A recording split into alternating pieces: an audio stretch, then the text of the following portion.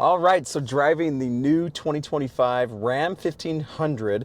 This is the Bighorn or Lone Star. Regardless of the trim, I just want to take a few minutes and talk about the new Ram in general. And because and it is new, there's a lot obviously carried over. The biggest thing is the new engine. This is not the Hemi V8. This is the twin turbo Inline-Six, and much ado has been made over the death of Mopar's V8s, the 5.7, 6.2 liter supercharged Hellcat engine, and of course the 392 6.4 liter. So those V8s, I'm a huge fan, and I love the vehicles that have those engines. I don't think anybody would say they don't love them. They're fun, they've got tons of character, and they're just endlessly interesting and just insane. And so I was very skeptical. I was very skeptical about this new Inline-Six and how it's going to carry on the legacy of Mopar, of Ram, especially without that sound. So let's talk about that for a second. That's kind of the elephant in the room, and then we'll switch gears to another topic. I admit this motor is really quiet. It's shockingly quiet, actually. Like on the highway and just around town, it's like whisper quiet. I mean, very nice and really luxurious, and just super refined. I do wish that it had a little bit more sound, but I'll say this. Over the last week that I've been driving this, I've gotten used to it. And its charms and its character, whoo-hoo! I don't know, this might make people upset, but I feel like its charms and its character, its smoothness, its linear progression of acceleration and torque, and it's so stable and still. All of those pros, for me, I've come around, and I would say I actually prefer this to the old 5.7 liter V8, and I really liked that V8. It sounded awesome, it was fun to ring out, and I thought it was a good motor. An old motor, but I thought it was good. I enjoyed it. I can see why they kept it around so long. But there's no denying that this is just better. And time will tell how it stacks up with reliability. And I'll speak to that again in a second. But the power here and the smooth progression of it is so good. It's so good, guys. And it's just instant. Like, this thing hauls. It's so fast. 420. This is the standard output version. The 420 horsepower, 469 pound-feet of torque, I believe. The high output version obviously puts out even more than that, like way over 500 horsepower, 500 pound-feet of torque. I can't even imagine how that one feels. Just as the standard output, I think you're going to be really happy. I don't know if there's much of a reason, honestly, to spring for the high output other than just like a few extra thrills. I mean, I think that this Ram is rated 0 to 60 in 4.9 seconds, which is really impressive. And the high output, like RHO, for example, is supposed to be rated at like 4.6. So it's going to be a little bit faster. But this engine's so good, it has so much character, I think you're just going to be thrilled with it. And I've really, really grown to like it. In fact, I love it. They've just done such a fantastic job. And going back to about the reliability, everybody's like, oh, Stellantis and reliability. I get it. There's been issues, for sure.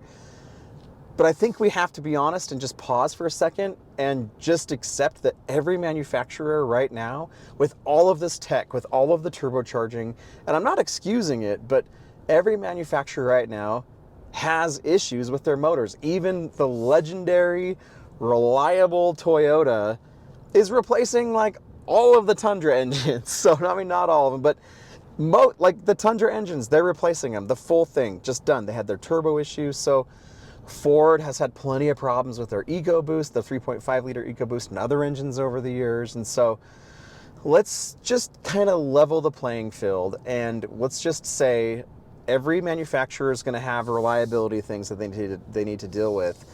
And I'm going to go up this hill here so you can hear a little bit more of the engine. Hopefully, it is very quiet.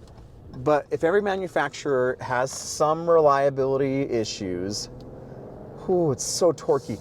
It's so smooth. It's like butter. And if they're all kind of on equal ground, which some are going to definitely argue with me on that, I'm going with this. Like, for real, this is the one I want. This is the one I'm spending my money on. I love it. I love this engine. I think it's paired really well with this transmission. And overall, its driving character and dynamics are superb. So, which leads me to my next thing. So I recently, it's a long story, but I don't know if it was an impulse buy. I've always wanted one, but I bought a Ford Raptor. I got a good price on it. I needed to trade in another vehicle that, anyway, it's a long story. So I own a Ford Raptor right now. And I bought it recently. And then this shows up in my driveway to do a review for KSL.com for. And so driving this so close to my purchase of the Raptor has honestly caused a little bit of buyer's remorse. And I know people are like, what? The Raptor's amazing. You're crazy. You're stupid. I get it. And I agree. The Ford Raptor is so good. And just the new F-150 in general is so good. This is just better. Like, this drives so much better than the F-150. This independent air suspension is magnificent. The steering is just perfectly weighted and light and easy. The braking is very natural and predictable. The seating position is better. The seats themselves are better. The F-150 seats, I think, are a little more squishy, a little more plush, but I definitely prefer these seats. They are wider, they're deeper, and you can just tell that some F-150 owners, especially the Raptor owners, have had issues with the seats not really lasting. They flatten out fairly quickly. You can tell these seats are gonna last quite a while. The back seat is even bigger than the F-150s, and the F-150s is big, but this one's even better. Like, my kids fit so well back there. It's wider, and there's like 1.5 inches more leg room, and it's just awesome. The storage in here is incredible. The center console area.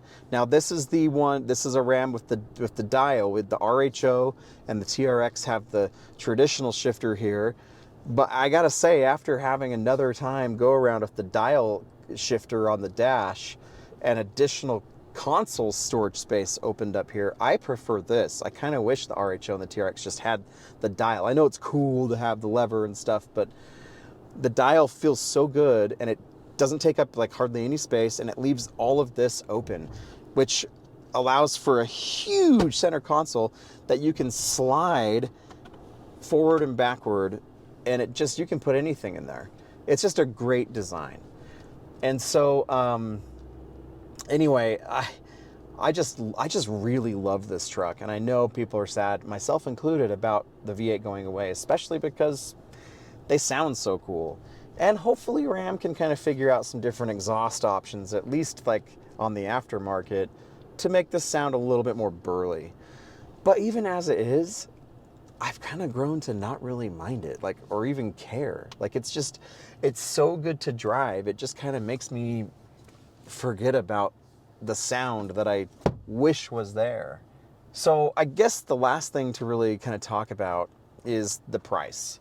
And that is one thing that I kind of take issue with Ram right now, and just Stellantis stuff in general, is it's just too expensive.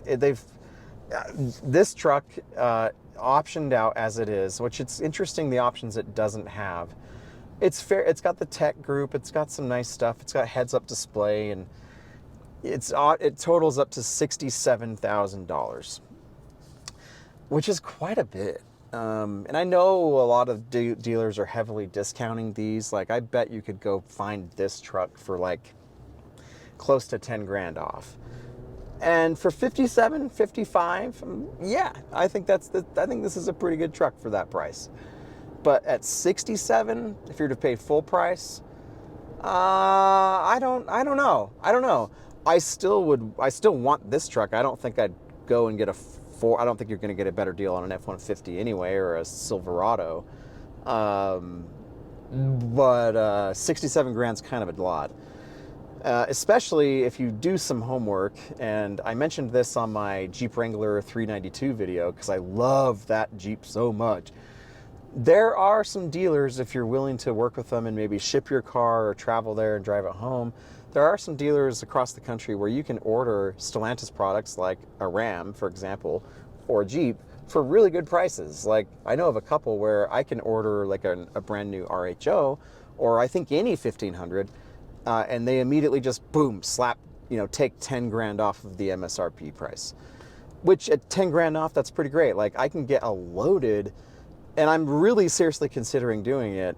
Again, I love my Raptor, but I'm very, very tempted by the RHO at this point. If it drives like this, but even with more power and just more luxury, I hate that they put the screen there in that second glove box. I don't want the screen. I want the second glove box storage compartment. My wife's been using it all week, and I think it's just a brilliant design move to put that there. I know the Raptor, the F-150 has like the same thing. But anyway, I can order a loaded RHO with their level 2 plus self-driving mode, and get 10 grand off of it. And so it's like, at the end of the day, it's like a $76,000 truck, which is still a ton, but it's like super loaded, everything you can imagine. And it's got to drive just so great, just like this. So for my money, guys, I'm going Ram. And everybody loves the F-150, myself included. I own one. I own the Raptor right now, and I really like it. But this is just better. It's easier to drive. It's nicer to drive. It's more comfortable.